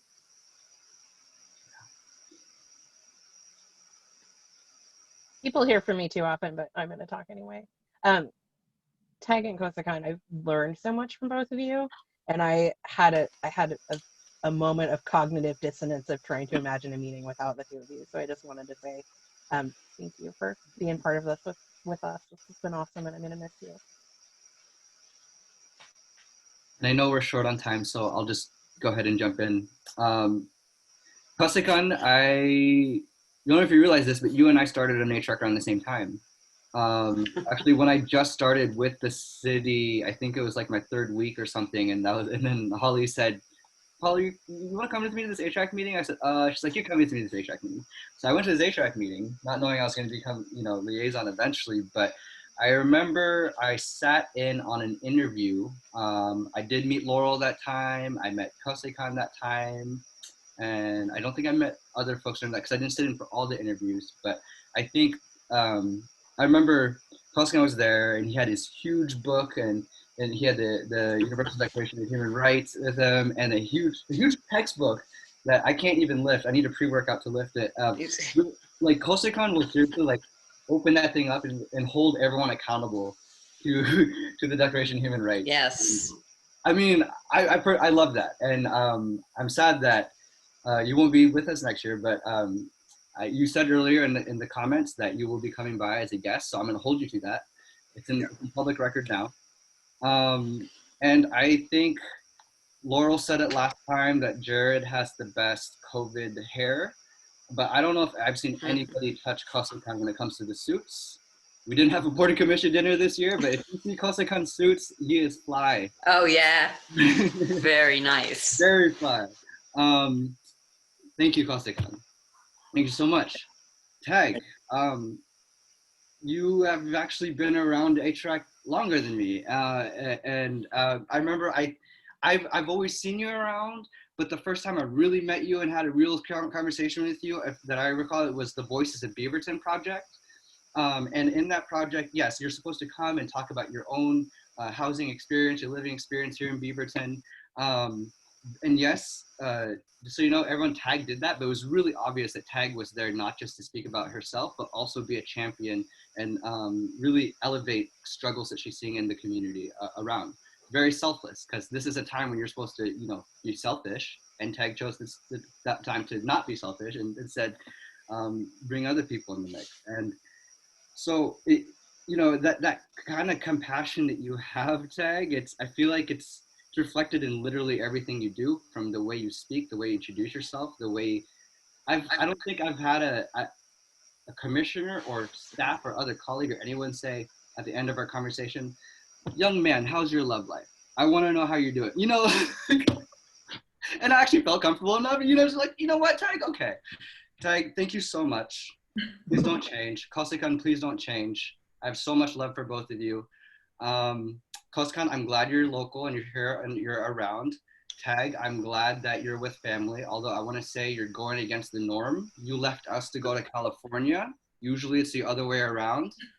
I'm not usually down with all of that, but I think I speak for everybody when I say that we would love to have you back.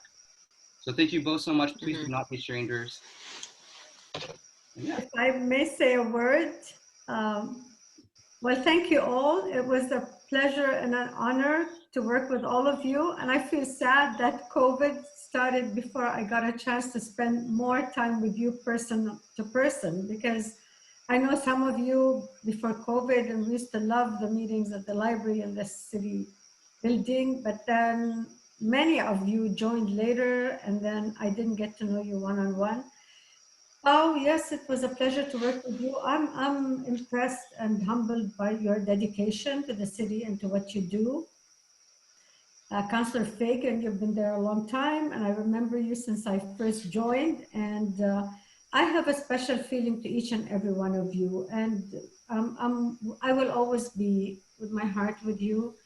And remember, I was a Beaverton resident when I first came to the US, and my daughter, that was my daughter's first home. So yes, my daughter is in an expensive state, and I may come back soon. So but for the time being, I'm happy and blessed. And I will continue to look on the website and follow what you're doing. And please, if you need anything, let me know. I've done consulting forever and training, and I love what you do. So consider me a resource and let me know if you ever need anything. And I love you all. I wish you all the very best. And Happy New Year 2021. I hope it'll be a good year for you, for all of us. And Kosekan, I didn't know you were leaving. I'm shocked. I had no idea. But anyway, good luck to you as well. Thank you. Thank you. It was nice and pleasure to work with all you guys. I'm leaving the board, but I'm not leaving the meetings. I'll still be around and provide a comment or whatever I can do to help the board move forward. I have one proposal I would like to share with you guys, Councilor Fagin and other commissioners. I was wondering if the city can have a program for the youth where every year, like one time a year, to invite a young student to hold a public office just for symbolic, to hold a public office for a day or 2 hours, just to bring them closer to the city government, to give them some sort of incentive to be more involved in city's affairs. So it's something that I'm thinking about to share with the board and Councilor Fagin. So we can think about it, and if it's something that we're interested in or the city is interested in, then just see how we can implement that or make that happen. Just for symbolic, to invite the young to be, youth to be a mayor, for example, or chief, police chief or commissioner for a few hours or few days so they can have an idea what it means to be responsible. I think we've done mayor for the day before, but I don't think we've done anything else. So this is my book, and the back page is marked with like all the stuff that we need to talk about. So that's on my list now. Okay. Annala for mayor for one day. Just throw Annala. It's fine. Annala's got this. You got it. It's fine. She's got it covered. She doesn't have anything else going on. It's fine. It's not like life is stressful right now. It's fine. Paolo, Dori, Joy, anything else for the good of the order here? Just my heartfelt appreciation for all of you as we exit 2020. I have learned so much from all of you, and I am humbled to work with you. This has been a rare bright spot in a dumpster fire of a year. So thank you so much, everyone, for that. My deepest gratitude there for giving me something to look forward to. I missed the in-person meeting because of the food. We hadn't had any food. Yeah, send some stuff out, dude. Listen, Paolo, I've said it before, I'm going to say it again. Paolo's restaurant reviews, okay? You don't even have to give us the money. It's fine. I'll go get my own. Just send us out a list. Paolo recommends. This month, Paolo recommends. I tell you what, I will send out a list. I did actually create a list of minority-owned businesses in the local area. Yes. Try to always get food from there. And yes. Amen. Money goes to them, so I will share that with all of you as well. Thank you. That would be the best. Thank you, everyone. It's all about the food. Awesome. Thank you, everyone. I am no longer a host, so I can't actually adjourn the meeting technologically, but I can adjourn the meeting with words by saying, thanks, everybody. Meeting adjourned. I'll see everybody you next in 2021. year. Please do your homework on the Padlet, and it will send out that link again to remind you. Thank you. Awesome. Thanks, everybody. Wishing all of you a happy holiday. Everybody. Happy and safe holiday.